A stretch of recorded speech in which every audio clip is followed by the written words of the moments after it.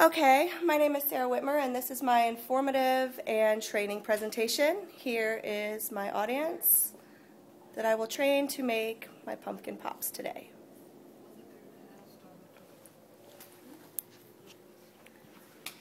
Okay. Everybody has seen the little candy pops that are made in Starbucks and in other candy stores throughout the nation now. This is what they look like when you go out to buy them.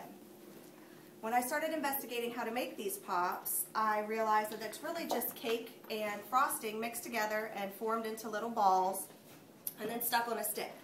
That didn't sound very appetizing to me, and so I wanted to create something different. And so when I investigated that, I found out we can do the same thing with brownies. So today I'm going to show you guys how to make brownie pops for any occasion. First thing you need to do is gather all of your materials from either a Hobby Lobby or a cake store. The first thing you need to get is a cake stand. Looks like this, but it has holes in it for the lollipops to go into. You're also going to need to get a form to fit whatever shape or holiday that you are going for, and lollipop sticks. Here, the longer ones work best. They're easier to work with, and you don't have to worry about the length when you're dipping them. Also, you're going to need chocolates to dip them in at the end. You can choose whatever color you like. They come in a variety of colors, but most of them are vanilla flavor, so they're all pretty good. You're also going to need to get a variety of sprinkles to decorate your pops with.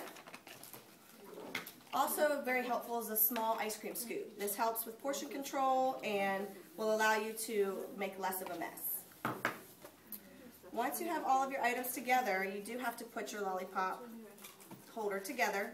It just slides right on this little tray, and it has little locking strips to lock it in place. If you have a child helping you with this project, they can help punch out the 48 holes that you have to do in the project while you're preparing something else.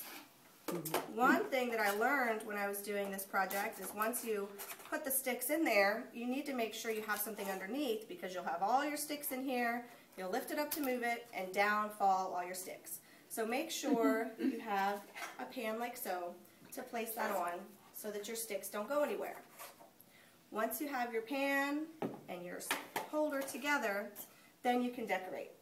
I chose to use a little bit of Halloween garland that I just took some glue gun and wrapped around the edge here to look like so. Then with the sticks, they're pretty plain on their own, so you want to get some either adhesive ribbon or some curling ribbon and just decorate the tips of them and put them on your tray. Once you have all that ready and decorated, you're going to move that to the side and you're going to preheat the oven. For a normal box of brownies, you're going to preheat the oven for 350, but because we're cooking in these small forms, we have to lower the temperature, so it's going to go down to 325. Once you've preheated the oven, you're going to get your ingredients, be your oil, your water, and instead of 2 eggs, we're going to use 3 eggs because we want cake-like brownies. Add all that together. We're going to use our wooden spoon in our bowl. We're going to stir that up 50 times, get it nice and smooth, and get the clumps out. Then we're going to use our mini ice cream scooper to fill our forms. It's very helpful if you have several forms, because then you don't have to do the same one over and over and over and wash it. So, but I only used one, so it took me the better portion of the morning to get these taken care of. So, once you have them in, you're going to place them on a cookie sheet, so that way the form doesn't fall through your oven, or it's easier to work with. We're going to place that in the oven at 325 for 15 minutes. But we're going to let it go for 12 minutes first, and then check them because of the oven variations. But 15 usually does it. While those are cooking in the oven, you want to get your popsicle sticks ready, or your lollipop sticks ready, a small glass to melt your melts, and place just a few of your melts down here on the bottom, because first we just want to get just a little bit on the sticks here. So once they come out of the oven, you've melted your little bit of chocolate, you have your sticks ready to go. You're going to pull them out, and there'll be some type of cooling rack that you use, and you're just going to shake them out. And that's what else is good about the silicone, is because they just pop right out of the form. Once they're popped out, you're going to turn them over so that you can see the top side of the form. Usually looks like this. And then you're going to have a tray with your parchment paper to set them on. And this is where you're going to dip your stick just slightly into the chocolate, and then you're going to insert it into the bottom of your brownie. Now the reason we do this is because the chocolate acts as a glue once you stick it in there and we refreeze it. Because when we go to dip the entire brownie, it'll just slip right off the stick if you don't use that glue. So we're going to place all of those on our tray. And then we're going to put them back in the freezer for about 5 to 10 minutes to get that glue hardened. And if you just put them across like this all the way around and a couple in the middle, it works well. So these will go back into the fridge or freezer, whichever you prefer. And then you'll start again with filling more of your tray. One step you can't forget when you're filling your tray is before you want to use your vegetable cooking spray. This will prevent them from sticking and help them keep their form. So while we're waiting for the ones with glue to harden, we're going to put more and more chocolate inside our cup. And we're going to melt it. We're going to fill it all the way up and overfilling the top. We're going to let that melt down at 10-second intervals. Every 10 seconds you'll pull it out, you'll stir it up. 10 more seconds, stir it up. It's very tempting to just do 20 seconds because you're not seeing it melt fast, but it's going to burn the chocolate if you do it that way. So 10 seconds is the maximum for that. Once you pull these out of the freezer, we're ready to dip and decorate. So now we have a full melted cup of chocolate. We have our brownie pops that have been pre-dipped with our glue. And now we're going to dip that entire brownie into the cup, and it's going to come out looking beautiful like this with your chocolate. You're going to lay that down here on your paper, and when you spread this out, you have all of your decorating stuff right there at your disposal.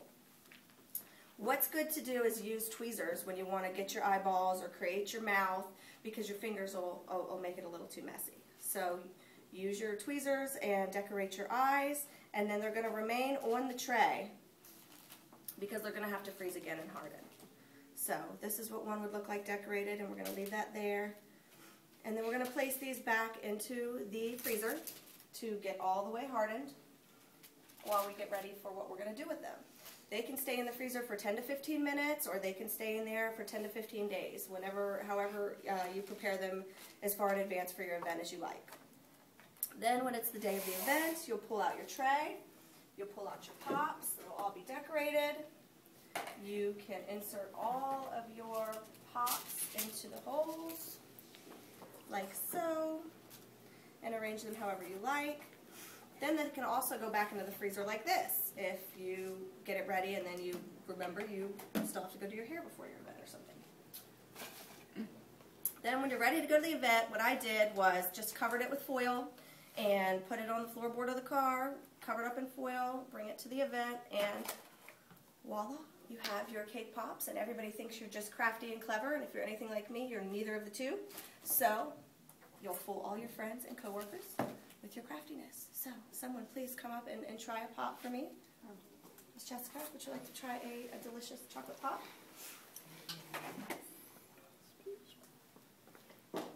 Anyone you like? This one with Stacy. All right. She's not dead yet, so I guess we're good. Is it good? Is it good? Yeah. Delicious. So you can see that the pumpkins are a hit, and you can do them in Christmas trees or hearts or circles or whatever the occasion may be. It's also a fun project because I do work at a school and I have wonderful teachers that work here, and it's a really fun cooking idea. And once this part's baked and brought into the classroom and we've dipped our chocolate, the kids will have a ball decorating those and taking those home to their parents. And it's a fun activity for kids and adults alike. So next time you're looking for something fun to do on that rainy day or for your office party, remember your brownie pops. Thank you. Cool idea.